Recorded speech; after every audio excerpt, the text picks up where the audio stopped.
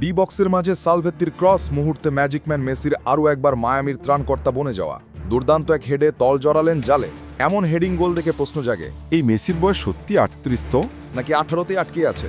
মাঠে বাতাসের সঙ্গে পাল্লা দিয়ে যে গতিতে এখনো ছুটছেন তা দেখে অবচেতন মনে একটা প্রশ্নই দানা বাঁধে বারবার, এই মেসি ফুরাবে কবে? নশ্বর এই পৃথিবীতে আর্জেন্টাইন মহাতারকা এক অবিনশ্বর সত্তা। ফুটবল মাঠে যার ম্যাজিক কখনোই শেষ হবে না। ম্যাচে দল করেছে 4 গোল, সেই 4 গোলেই সরাসরি জড়িত একজন ফুটবলার, তখন আপনি তাকে কিভাবে ব্যাখ্যা করবেন? আসলে মেসি ফুটবলের এমন এক কবিতা যাকে ব্যাখ্যা করা যায় না। এদিন প্লে অফে ইন্টার মায়ামি নেমেছিল সিনসিনাটির বিপক্ষে। অবশ্যই ইন্টার মায়ামি না বলে মেসি বনাম সিনসিনাটির ম্যাচ বললেও খুব বেশি ভুল হবে না, কারণ মেড ইন পিঙ্কদের 4-0 গোলের জয়ের রাতে একটি গোলের পাশাপাশি 3টি অ্যাসিস্ট করেছেন তিনি, যার মাঝে দিয়ে গড়েছেন বেশ কয়েকটি রেকর্ডও।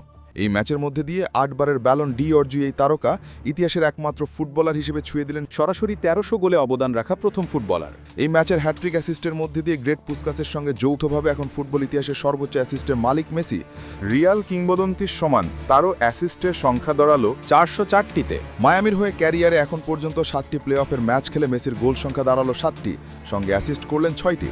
তাতে প্লে অফের ইতিহাস গড়ছেন তিনি। MLS-এর খেলোয়াড় হিসেবে প্লে অফে সর্বোচ্চ গোলে অবদান রাখলেন মেসি। এমন সব অনন্য রেকর্ডের ম্যাচে দলকেও তুলে নিয়েছেন ফাইনালে। ইস্টার্ন কনফারেন্স অঞ্চল থেকে প্রথমবারের মতো ইন্টার মায়ামি উঠল ফাইনালে।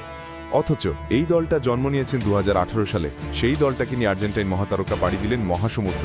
মেসি বলেই হয়তো সম্ভব। সেই জন্য মানুষ বলে মেসি সবুজের গালিচাতে এক, অনন্য এবং অদ্বিতীয়, যার উপমা তিনি নিজেই।